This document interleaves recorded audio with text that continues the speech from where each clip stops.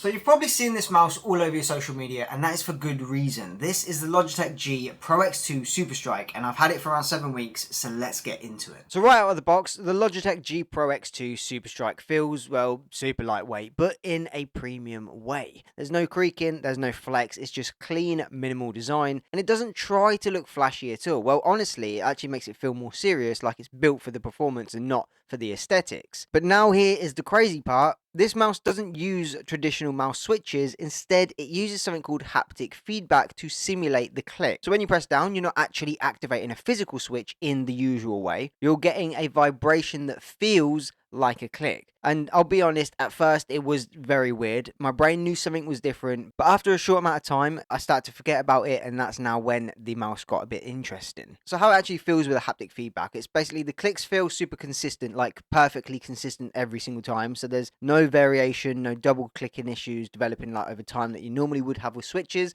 None of the usual problems that you would have of the switches wearing out or anything like that. You can also notice that the click response feels almost instant because you can change the activation points and how many clicks per second, and also because there is less mechanical movements actually involved altogether. It is subtle, but in fast-paced games, the consistency actually starts to feel like you've got this sort of advantage, if you will. Now, I will mention I have turned off personally the rapid trigger. I don't feel like I need it. With how quick the mouse is as it is, the rapid trigger just makes it a bit too much, but that again is down to a personal preference. But one of the biggest benefits of actually having the haptic feedback is the durability, because with traditional switches they wear out, they develop issues, but with haptics that problem basically just disappears. Another thing is the customization. As I mentioned, it allows you to change the haptic feedback sensitivity, so if you want to have a super vibration or a super low vibration, or even turn it off altogether, you can do so. But then again, it's not perfect, because if you're someone that loves the real physical click, like that tactile snap, you might feel like you're missing something. Haptic feedback does a great job, but it's still simulating the experience and not actually replicating it perfectly.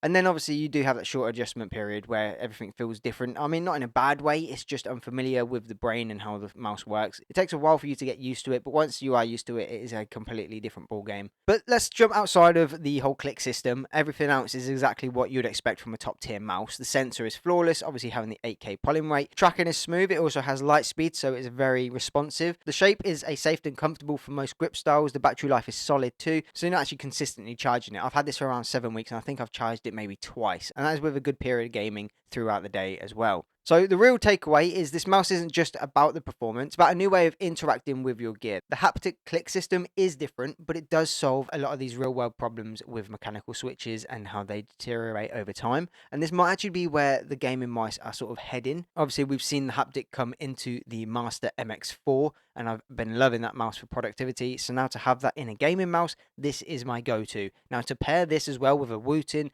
being the fastest keyboard in the world, this now being the fastest mouse in the world, you have a duo that is unbeatable. But the real question is, are you ready to switch to something that doesn't actually click? And would you trust the mouse with no physical switches, or is this a deal breaker? Do you like the tactile switch? Let me know in the comments below, and if this has helped you in any way decide whether this mouse is for you, I can personally say after 7 weeks of using it, I am not going to go back to a traditional mouse. The customization is flawless. I have now set this up perfectly. And I will quickly say this, that if you try and take someone else's settings, it won't feel right to you. You have to dial this mouse in exactly how you would have it. And then any other inconsistencies may be changed through the game, but get the mouse set properly first, and then you will start to absolutely adore this thing. But other than that, that is my little slice on the internet of the Logitech G Pro X2 SuperStrike. Now, while Logitech G did send this out to me, they have no obligation with what I'm saying. They will not see this video before it goes live. This is all my personal thoughts of using this mouse after around 7 weeks. And I can't slate anything about it because I haven't found anything to say bad about this at the moment. I will obviously come back in the future if anything does progress. But for now, I will say this mouse is definitely my top go-to, and I will leave a link in the description if you want to go and check it for yourself. Other than that, my name's been Callum, Capture, Create, Captivate, and I'll see you all in the next video.